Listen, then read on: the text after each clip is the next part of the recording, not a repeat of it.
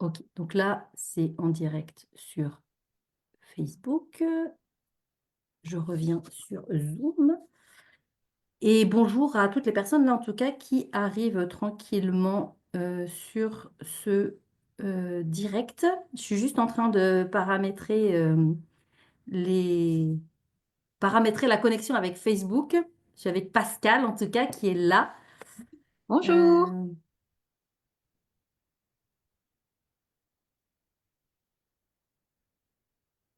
et comme ça vous laisse tranquillement le temps d'arriver. Euh, Tac.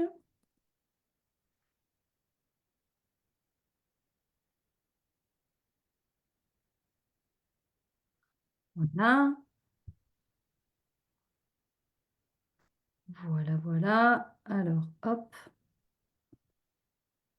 Ok, ah voilà, ça y est, c'est bon, super. Donc, coucou Et comme ça vous Aurélie, laisse on a... tranquillement le temps d'arriver.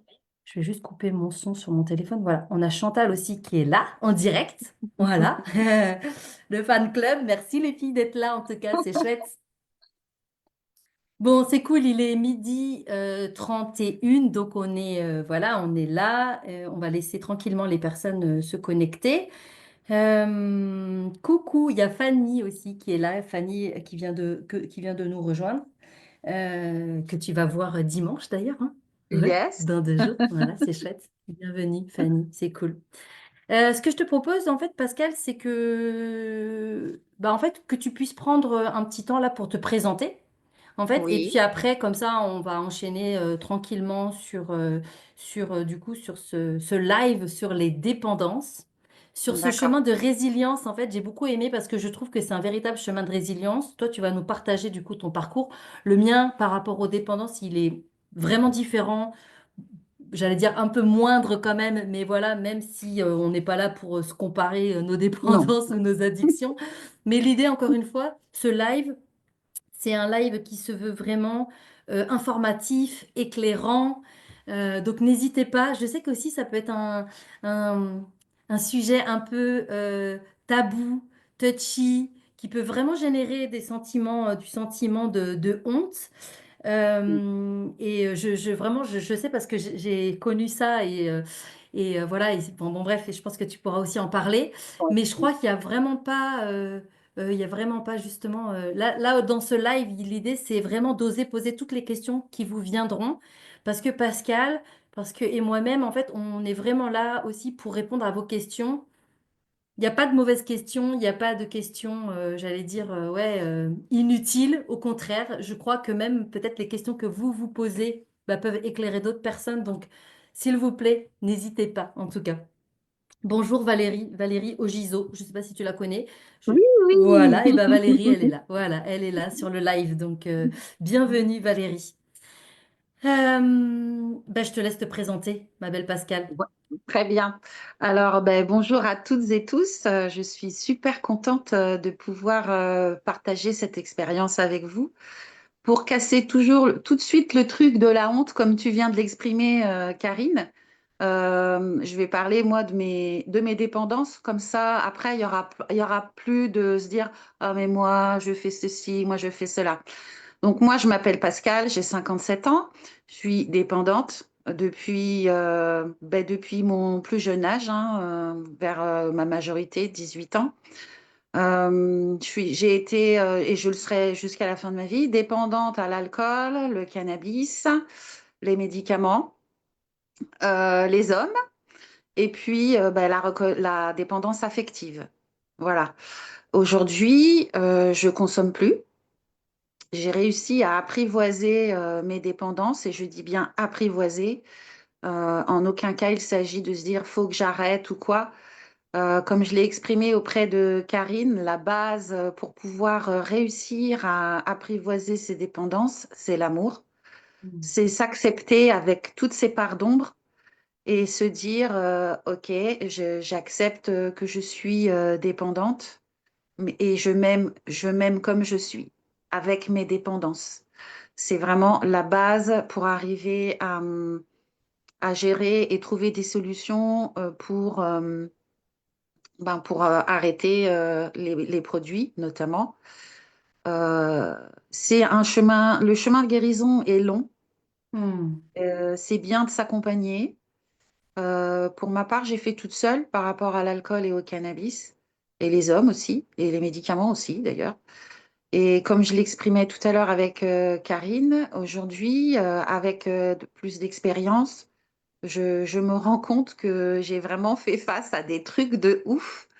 Et je suis vraiment fière de moi parce que normalement, quand on est dépendant, ben, on fait des cures, on se fait aider pour pouvoir ne pas passer d'une dépendance à une autre. Et on parlait de la dépendance à l'alimentation.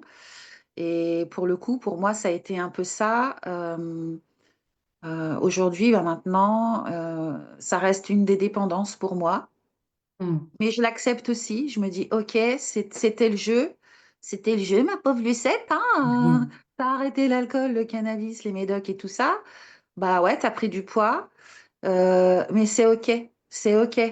Euh, Aujourd'hui, je fais partie d'une asso pour m'aider, pour pouvoir en parler, pour casser ce truc-là de la honte, de la Hmm. culpabilité et tout ça.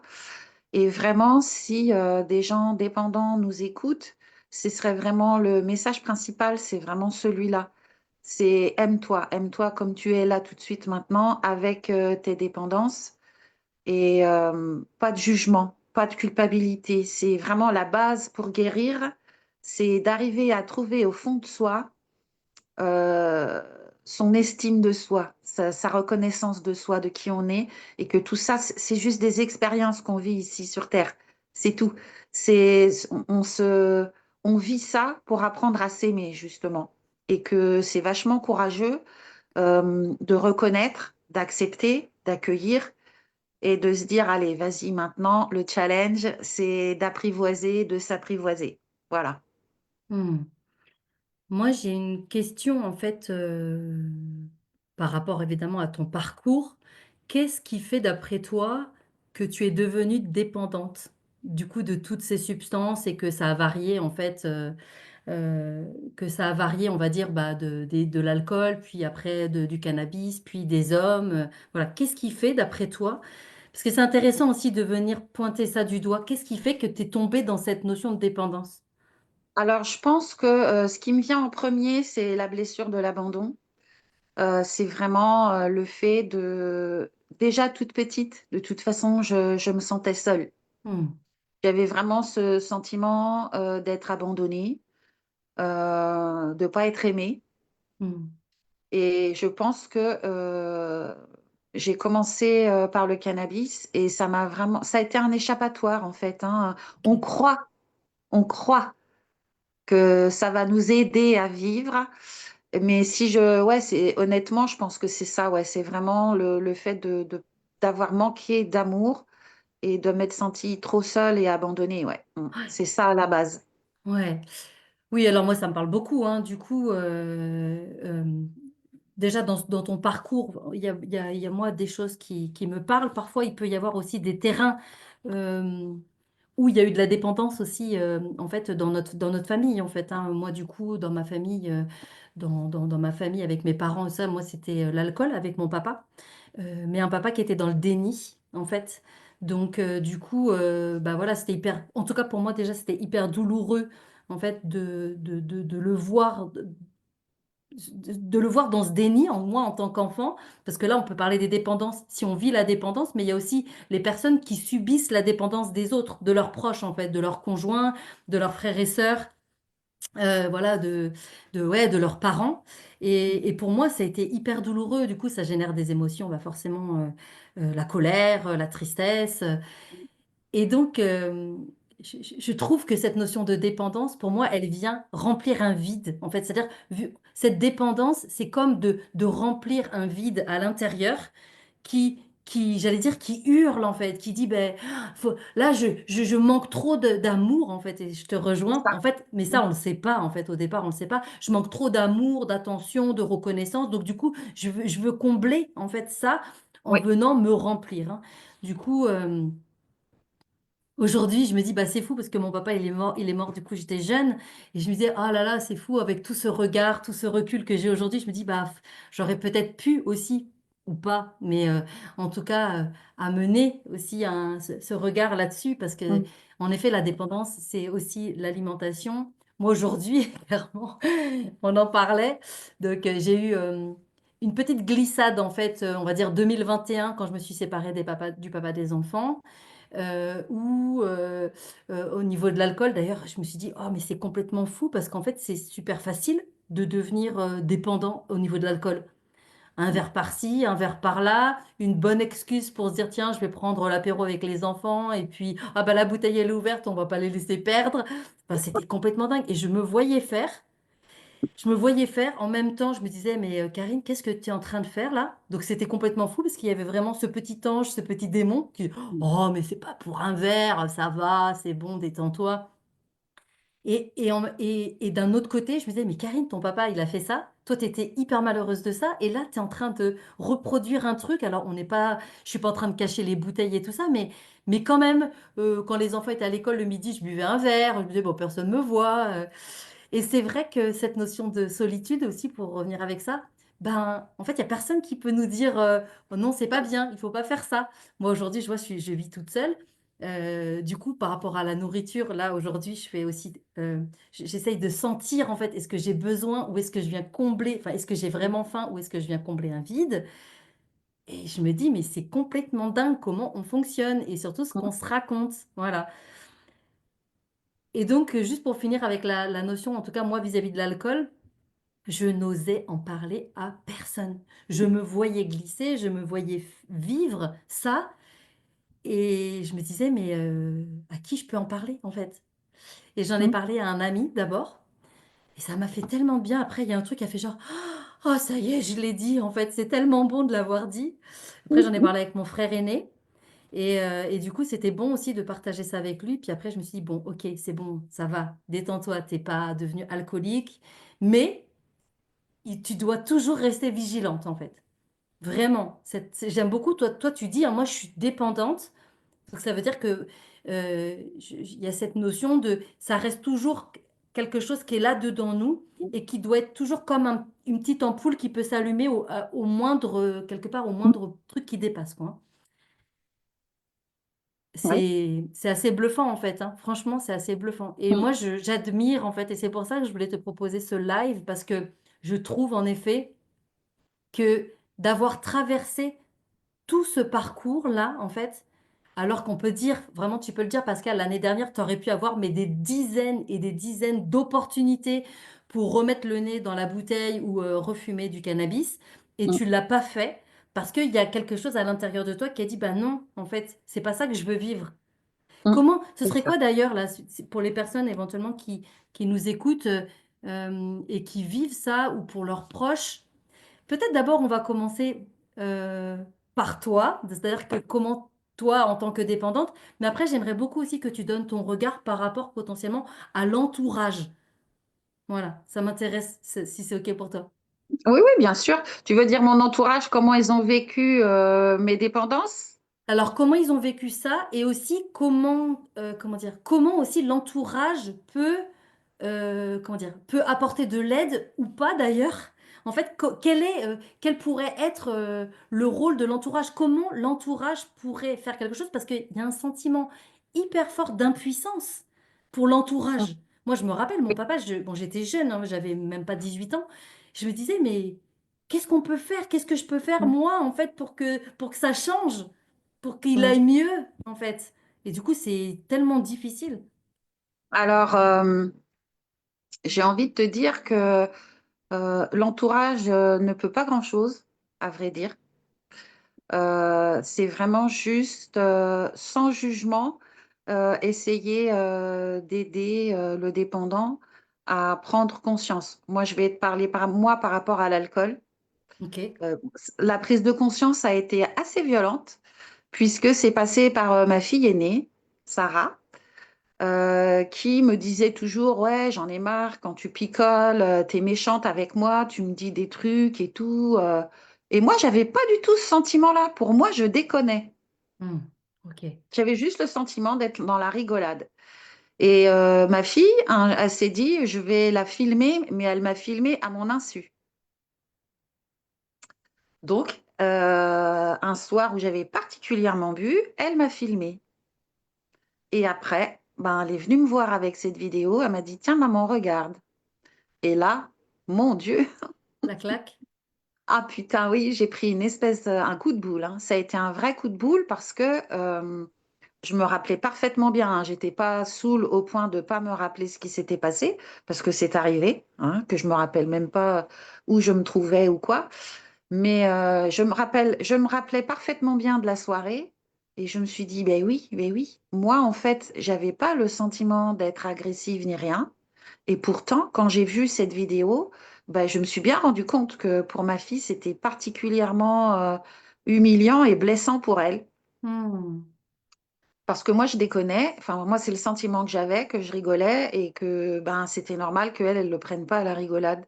Et puis, de me voir avec cette voix-là, ce comportement-là, euh, cette énergie-là qui était là, vraiment pas jolie, quoi. Hmm. Et où vraiment, ben, je la remercie aujourd'hui, hein, parce que ce coup de boule qu'elle m'a mis, ça m'a vraiment permis de trouver le courage d'arrêter de boire comme ça tous les jours, parce que moi, je buvais tous les jours, hein, Hmm. comme pour le cannabis, comme pour les médocs.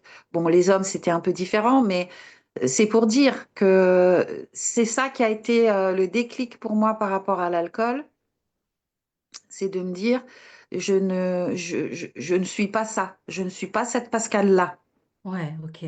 Et où j'ai compris qu'effectivement, je buvais vraiment trop et tout le temps, et que bah, pour mes enfants, en fait, c'est vraiment l'amour de mes enfants euh, ben, qui m'a aidée, je pense, à trouver cette force-là d'arrêter de boire comme ça tout le temps.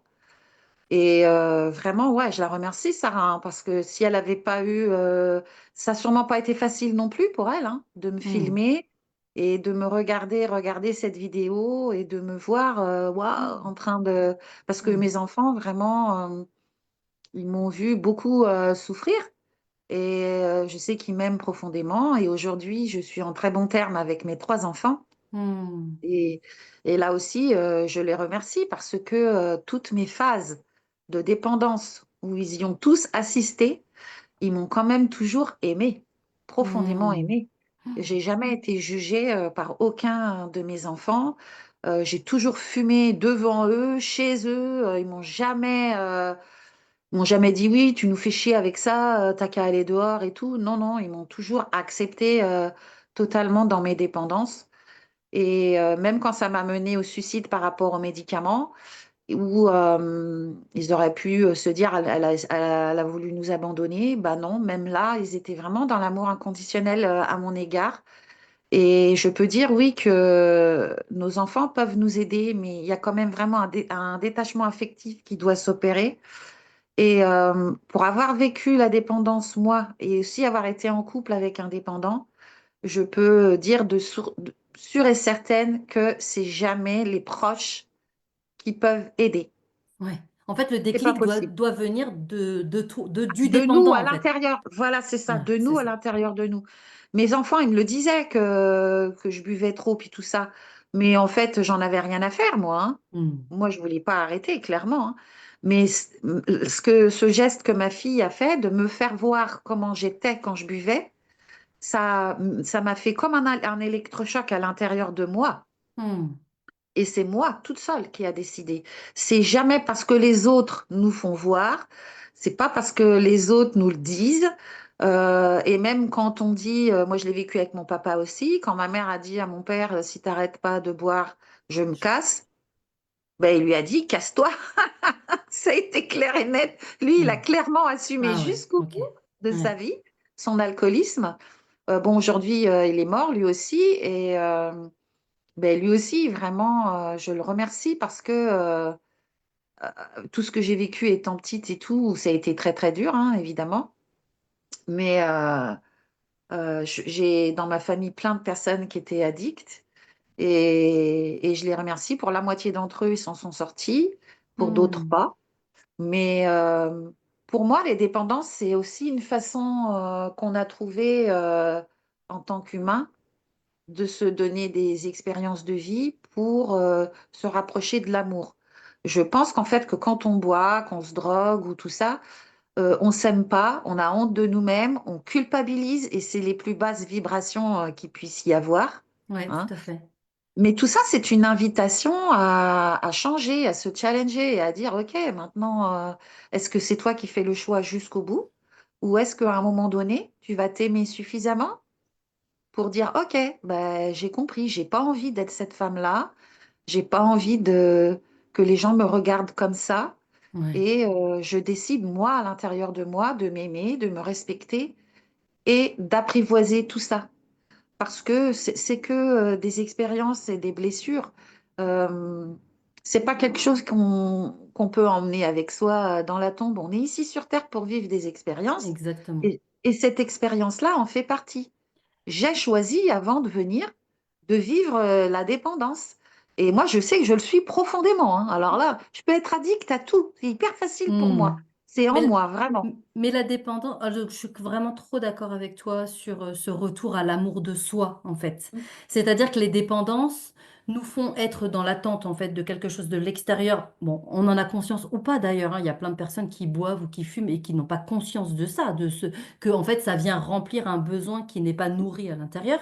Mais les dépendances, c'est aussi là, enfin, en tout cas, l'alcool, tout ça, c'est une énorme autodestruction.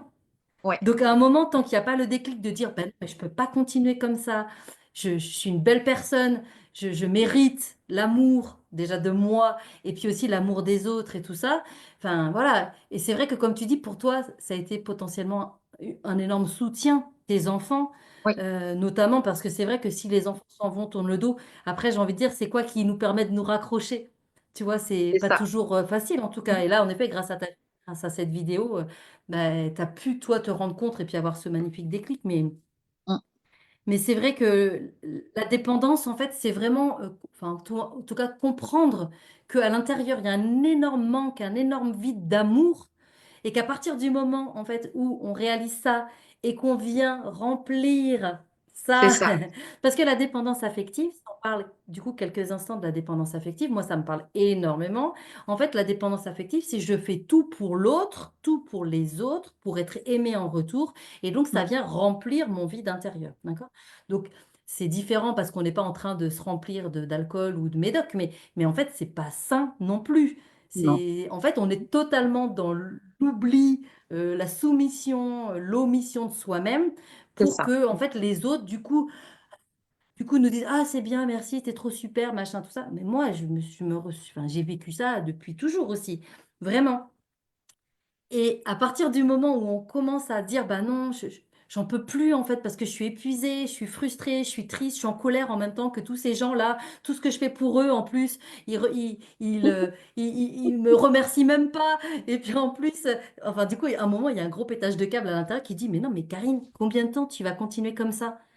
Mm. Combien de temps tu vas te sentir coupable que tu n'en as pas fait assez, que tu n'as pas été assez parfaite, que tu n'as pas été assez à la hauteur? Et non, Mm. je dis, mais c'est plus possible en fait. Voilà. Et après, c'est un vrai chemin de guérison, Mm. c'est un vrai chemin de déconstruction Ouais, parce que ça demande à être déconstruit. On ne peut pas reconstruire quelque chose de nouveau si on n'a pas déconstruit j'allais dire tous les fondements qui sont des fondements foireux, un peu mm. bancals du coup, où en fait à l'intérieur, bah, ça, c'est toujours aussi vide en fait. Mm. Mais Tout quel à bonheur, fait. est-ce que tu peux nous partager du coup maintenant comment tu te sens et aussi je dirais peut-être quels sont les challenges pour toi? Parce Ouais. que du coup, comme tu l'as dit au début de cette live, du coup, tu seras dépendante toute ta vie. Et donc, Mm. c'est quoi aussi les challenges? C'est quoi qui te permet de tenir? C'est quoi qui te tient du coup? Alors, déjà, je peux dire aujourd'hui que vraiment, je suis heureuse, vraiment. Ce qui me permet de continuer et d'accepter que je serai toujours dépendante, c'est la fierté d'avoir réussi, en fait, toute seule, à apprivoiser, à aller voir, parce que ben, il fallait aller chercher, comprendre pourquoi j'avais autant de dépendance, en fait. Hmm. Et à un moment donné, le vieux là-haut, je lui ai dit, mais c'est quoi ce délire? Pourquoi j'ai toutes ces dépendances? Et la réponse qui m'a été donnée, c'est t'as pas de problème d'addiction, ton problème, c'est la peur. Ah merde, d'accord, ok. Et donc, à partir du moment où j'ai réalisé que, ouais, c'est vrai, j'étais remplie de peur, peur de vivre, peur d'être aimée, d'être aimée et d'aimer, peur d'être heureuse. Et là, Mhm. quand j'ai réalisé ça, je me suis dit, mais putain, mais vraiment, Pascal, est-ce que tu te rends compte? Tu as peur d'être heureuse. T'en as plein, ils ont peur d'être malheureux, pour beaucoup. Moi, j'avais peur, j'étais dans le truc, mais c'est pas possible que je sois heureuse, en fait. Que j'ai trop C'est plein pas de bonheur, possible. quoi. Voilà, c'est pas possible. Moi, je peux pas mériter tout ça. Toute mon enfance, on m'a dit que j'étais qu'une abrutie et ceci et cela.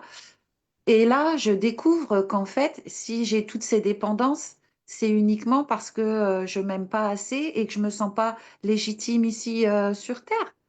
Et là, aujourd'hui, je peux te dire que je me sens légitime totalement d'exister, de vivre et que toutes les personnes là qui nous regardent, je sais qu'elles m'aiment profondément et je les aime aussi profondément et je l'accepte, tu vois. Avant, je pense que le fait de boire et tout ça, c'est aussi parce qu'on veut repousser en fait un peu les autres, hein. Et là, le fait que je vois qu'on m'aime comme je suis, eh ben, c'est pas mes dépendances qui le déterminent. C'est ce que je suis moi, Pascal, aujourd'hui. Et ce que je suis aujourd'hui, c'est aussi parce que j'ai eu toutes ces dépendances et que je le serai jusqu'à la fin de ma vie. Et je le vis pas comme une épée de Damoclès au-dessus de ma tête. Je le vis aujourd'hui vraiment comme un challenge. Et il y a 2 ans, quand j'ai commencé à œuvrer pour moi-même, avec la première qui m'a aidée à ça, c'est Françoise Rambaud. Et quand elle nous a sorti, mais c'est bien les épreuves de la vie, c'est des challenges, c'est ouais super, c'est des bénédictions. Alors je te cache pas qu'au début je me disais, elle est tarée celle-là. Non, moi les épreuves de la vie, non, je le vis pas comme une bénédiction. Mais aujourd'hui, tout ce qu'elle m'a expliqué, ça prend vraiment son sens. Et de se dire, ah ouais, ok, donc tout ça, ce sont des challenges, tout ça, ce sont des expériences, et c'est fait pour me rendre meilleure. Bah, ok, alors on y va, hein, on va C'est tout des faire. cadeaux cachés. C'est ça. En Mhm. fait, ce que je suis aujourd'hui, eh ben, mes dépendances sont des cadeaux. Toute la maltraitance, la violence et tout ça que j'ai eu dans ma vie, c'est des cadeaux. Quand j'ai tenté de mourir aussi, j'ai vu la lumière et tout ça. Ok, ben c'est un cadeau. Je me suis retrouvée au ras du sol sans rien et tout ça. Mais finalement, tout ça, c'est des cadeaux parce que on est ici sur Terre pour s'aimer, profondément s'aimer, d'abord soi, rayonner et repartir plus grand. Et que j'ai enfin compris ça aujourd'hui. Donc, bah, ok, allons-y pour les challenges. Là, maintenant, le prochain, ça va être la dépendance par rapport à la nourriture. Mais tu vois, avant, je le vivais toujours comme des épreuves. Maintenant, Mhm. c'est un mot que j'enlève de mon vocabulaire. Je le dis là tout de suite maintenant. Il n'y a plus d'épreuves pour moi. Il n'y a C'est que pas des compliqué. expériences. C'est pas compliqué. C'est avant tout s'aimer avec ça. Se dire, ben ouais, mais ça n'empêche pas. Je suis quand même quelqu'un de super sympa. Je suis intelligente. Je suis jolie. Je peux faire plein de choses. J'ai plein de capacités. Bah ouais, ça n'empêche pas en fait, on a le droit, Mhm. on n'est pas parfait quoi. Et ça aussi, c'est vachement important de se dire, ben, je suis parfaite dans mes imperfections. Il y en a plein en fait, ils sont tout le temps en train de dire, ah ouais, celui-là ceci, celle-là cela. Et merde, hein, on est ici sur Terre pour vivre hein, quand même, avant tout. Ouais, Donc, on a des défauts, ouais, on a des dépendances. Et ce qui compte, c'est d'accepter, d'accueillir et de poser vraiment beaucoup d'amour, le plus d'amour possible sur ce qu'on est. C'est la seule solution pour aller de marcher sur le chemin de la guérison, c'est de revenir à soi-même, M'-A-I-M-E, et de se dire, eh ben, même si j'ai eu mes addictions, même si j'ai des problèmes de poids, même si je suis un peu orgueilleuse, même si je me suis retrouvée sans logement, après tout ce que j'ai vécu, aujourd'hui, je m'aime et mon challenge, ça va être ça vraiment maintenant, de toujours rester dans cet esprit positif. Alors évidemment, il y aura des jours où je vais pas être cool, hein, mais vraiment maintenant, c'est ça. Moi, ma réalité, c'est de dire chaque chose que je vis, ce sont des expériences. En aucun cas des choses pour me faire couler. Non. Ouais, c'est ça, exactement. Après, j'aime beaucoup et j'ai envie d'insister, enfin, en tout cas, de mettre en lumière là le mot responsable. C'est-à-dire que c'est de Oui, ta responsabilité. Si tu le décides pas, si tu le fais pas, en fait, il se passera rien et personne pourra le faire pour toi. c'est Et je ça. crois que vraiment, euh, maintenant, on doit prendre nos responsabilités, en fait, et d'arrêter, comme tu dis, de dire, bah oui, et ceci et cela, et la société, et trucs, Oui, machin. C'est c'est facile en ça. fait hein, de dire que c'est de la faute de telle chose ou de tel truc, mais notre bonheur, il nous appartient et c'est Oui. vraiment à nous en fait déjà de le décider et puis de vraiment mettre en place en tout cas les décisions, puis les actions pour ensuite récolter ce qu'on veut vraiment vivre. Mais par contre, tu vois, j'ai beaucoup aussi envie de dire que ben, tu dis, bah oui, voilà, maintenant, il faut que je m'occupe par rapport à l'alimentation. Mais c'est vrai que tu peux pas tout gérer d'un coup. C'est Non. trop difficile, en fait, déjà d'arrêter l'alcool, le cannabis, les médocs. Enfin, faut un moment, à l'intérieur, ben, qu'est-ce qui va remplir ce nouveau vide? OK, le temps de sentir cet amour, bah, ça va prendre du temps. Donc, bah Mm. voilà, il y a ça. Et puis, il y a un autre sujet dont on a parlé avant de se connecter en live, c'est le retour au corps. En fait, j'ai Ouais. bien envie que tu nous parles de ça parce que, en fait, je pense que quand on est dans la dépendance, notamment en lien avec l'alcool, en fait, on n'est pas là. C'est ça. On croit qu'on est là, mais on n'est pas là. Et donc, on n'est pas vraiment là, incarné ici dans notre corps de chair et dans être dans cette responsabilité. Mm. Justement, pour moi, il y a un manque là de clairvoyance, de discernement. Et je crois que c'est peut-être aussi ça qui a été bon pour toi, en tout cas là, dans le dernier trimestre 2024, c'était Oui. de sentir ce retour dans ton corps, cet ancrage aussi dans cette vie. Tout à fait. Tout à fait. C'est ce que je t'ai expliqué tout à l'heure. Être heureux, être éveillé, être en accord avec soi-même, c'est pas que avoir une super belle connexion avec le divin et être dans l'amour et tout ça. Non. Cette fin d'année dernière, pour moi, enfin toute l'année 2024 hein, d'ailleurs, ça a été vraiment une invitation pour moi à dire c'est bien, Pascal, tu es bien connecté avec ton moi supérieur, le divin, mais est-ce que tu es ancré dans ton corps? Est-ce que tu le sens au moins, ton corps? Est-ce que tu sens ta planète qui respire au-dessous de tes pieds? Et en fait, cette fin d'année et ce début d'année, c'est vraiment ce passage-là pour moi, ouais. Hmm. C'est de me dire, euh, tous ces produits, en fait, ont fait en sorte que je ne sois pas dans mon corps, que je ne sois pas dans l'acceptation de vivre ici et maintenant.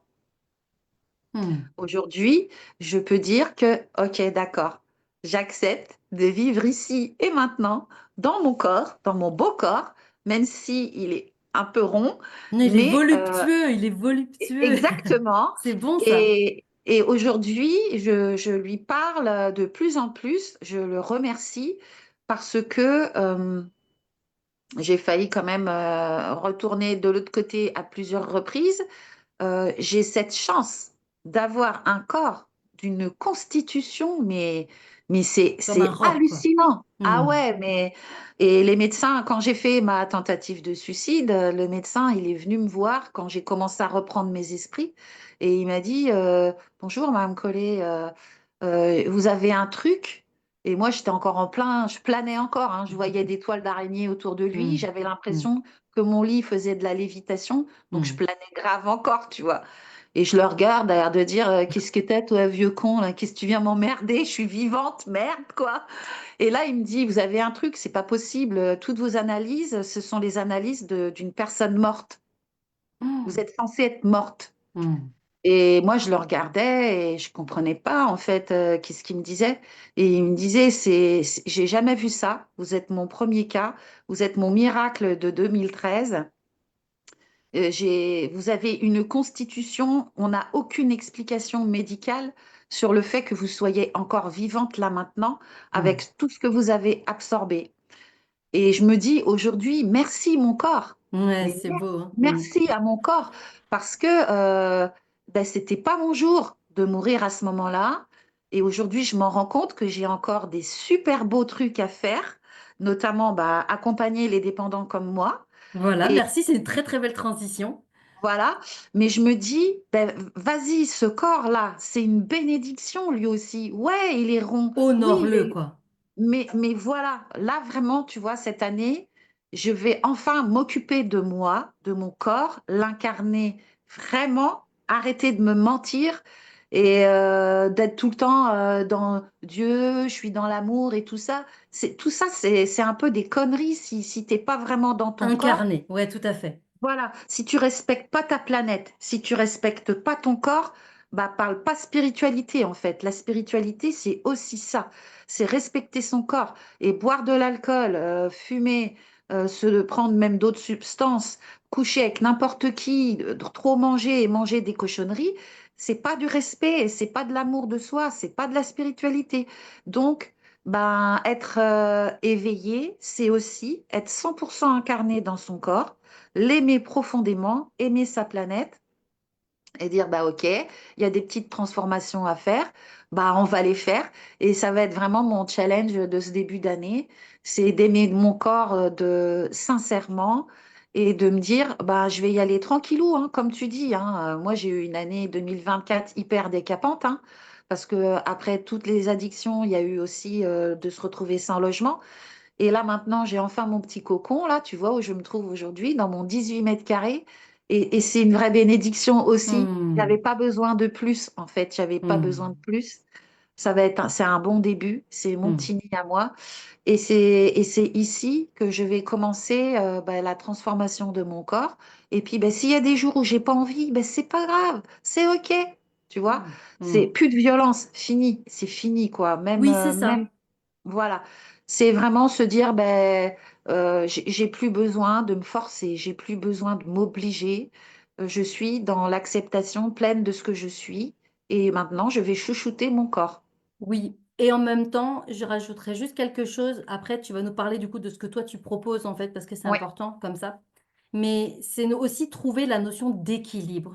oui. C'est-à-dire que, voilà, moi je vois bien, j'ai un juge intérieur en fait là qui est assez en mode fouettard là. Oups. Donc parfois quand j'ai envie de manger un truc genre bah que c'est pas très très bon pour mon corps, je me dis bon ça va Karine, c'est bon, détends-toi. Mais c'est pour moi il y a cette notion d'équilibre et c'est de le faire aussi en conscience. Voilà, quand j'ai envie, souvent maintenant je bois plus avec de l'alcool, en tout cas ça m'arrive de boire de l'alcool encore avec des amis. Voilà, je bois plus toute seule en fait, je bois avec des gens en fait.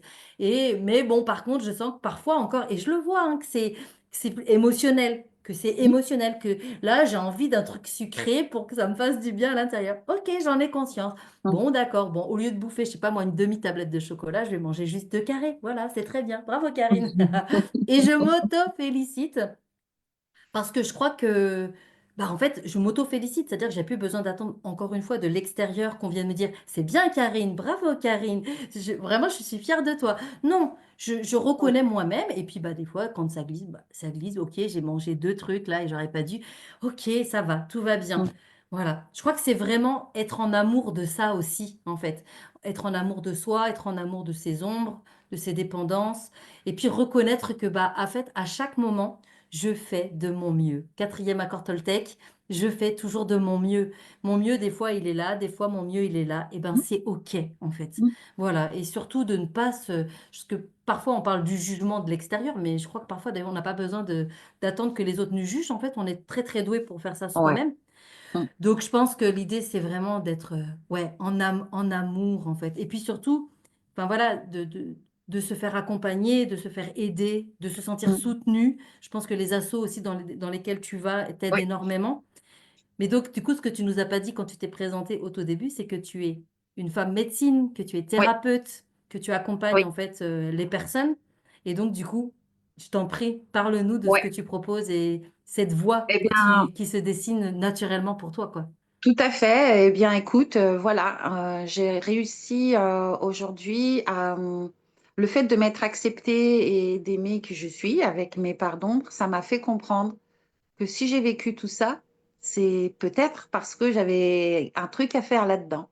Hmm. Et aujourd'hui, ceux qui vivent vraiment avec moi, c'est d'accompagner les personnes dépendantes, les personnes suicidaires parce que bah, je l'ai vécu tout ça et que Bien sûr.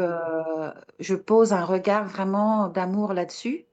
et que par expérience, je sais que tout seul, c'est vraiment très dur et que de par mes connexions dans l'invisible, de mes capacités, de mes ressentis, je peux guider à travers mes mains avec les soins, je peux encourager, donner de la force, donner de l'énergie et que ben, c'est des parcours où je me sens vraiment à ma place en fait. J'ai eu plusieurs personnes qui sont venues vers moi parce qu'ils avaient besoin d'être accompagnés pour arrêter.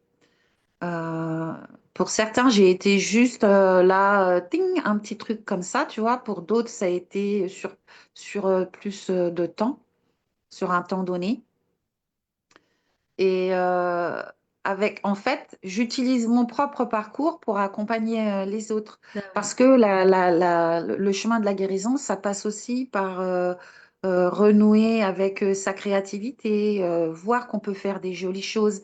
C'est du soin énergétique, mais c'est aussi se reconnecter à la terre, se reconnecter à sa créativité, à qui on Mm. est vraiment à l'intérieur de nous. Et donc, ben, je propose toutes sortes de choses pour permettre de se recentrer sur toi, sur soi. Vraiment, Mm. c'est vraiment, c'est ma phrase, hein, j'accompagne sur le chemin du retour vers soi-même, parce que c'est la base. Si on Mm. veut réussir à guérir et accepter qu'on ne sera jamais totalement guéri, c'est d'abord revenir à soi et voir qu'on est une belle personne et qu'on est Mm. rempli d'amour et qu'on n'a pas besoin de l'aval des autres. On n'a pas besoin, évidemment qu'on est dans une vie où on a besoin de s'aimer les uns les autres, mais comment on peut espérer aimer les autres et recevoir l'amour des autres si soi-même, on ne s'aime pas bien comme il faut? Donc, moi, mon truc aujourd'hui, mon accompagnement, c'est vraiment ça. Mm. C'est poser de l'amour et de la douceur sur toute cette brutalité qu'on peut se faire à soi-même Mm. et de dire, ben, regarde, tu es capable de tisser, tu es capable de peindre, regarde la belle planète sur laquelle tu vis. Mm. Euh, ça passe par les retours aux choses les plus simples de la vie. À l'essentiel. Voilà, l'essentiel, Donc en vraiment. fait, Donc, je suis super contente. ouais, tu accompagnes du coup donc en individuel, du coup Oui, sur en individuel. sur des séances Ouais, courtes, mais aussi sur des accompagnements plus longs que tu vas nous présenter voilà, tout bientôt.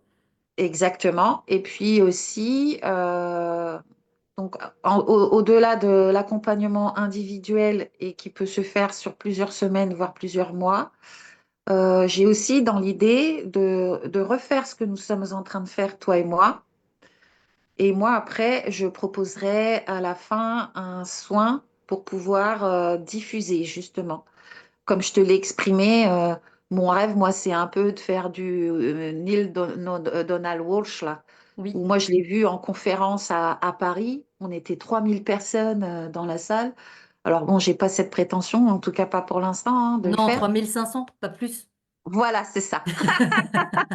Parce qu'elle vous a pas dit, Mais mais Pascal, elle chante, elle fait du chant intuitif. aussi, Elle a oublié de le dire, ce petit détail, mais elle fait du chant intuitif. Voilà, elle a un magnifique tambour aussi. Enfin, en fait, voilà, c'est vraiment une personne qui va prendre soin qui va accompagner la personne. Pour moi, c'est vraiment le retour du chemin vers soi-même. Et toi, tu es celle qui va permettre justement que la personne puisse se reconnaître telle qu'elle est et naître ensuite à qui elle est vraiment c'est profondément. ça, Et donc c'est ça. bientôt, tout bientôt, en Vendée, car elle est à Saint-Gilles-Croix-de-Vie, Ouais, elle va commencer à faire des conférences aussi, voilà, pour vous c'est ça. parler de tout ça.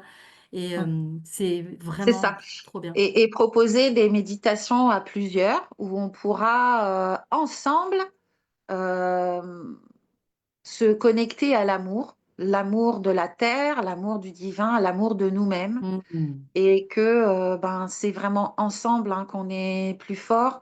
Et moi, c'est vraiment mon idée principale, mon rêve le plus grand, c'est vraiment celui-là, c'est de générer le plus possible de lumière, d'amour, pour qu'on puisse enfin créer ce nouveau monde qui est en train de naître. Pour l'instant, on est dans l'inconfort, hein, que ce soit nous à l'intérieur de nous en tant qu'individus, Mhm. mais aussi en général. Et moi, mon rêve le plus grand, le plus puissant, c'est vraiment celui-là. C'est de générer suffisamment d'amour en chacune des êtres humains qui vient vers moi, de générer cet amour intense que moi, maintenant, j'ai à l'intérieur de moi, mais aussi pour Mm. les autres, Mm. puis aussi pour ma planète, et puis aussi pour le divin là-haut, et pour tout ce qui se passe dans l'invisible, parce que on est un, et que si on veut guérir, eh ben, c'est important d'aller vers sa guérison à soi-même, et Mm. puis après, de se réunir Diffuser, ensemble. quoi. Mm. Voilà, c'est ça. Super, ma Voilà, belle voilà. Pascal. Alors, je vais regarder du coup s'il y a des. Alors, si vous avez des questions, du coup, n'hésitez pas à nous les poser là, en fait, en commentaire. Donc, Céline de notre beau groupe qui dit bravo Yes. Pascal.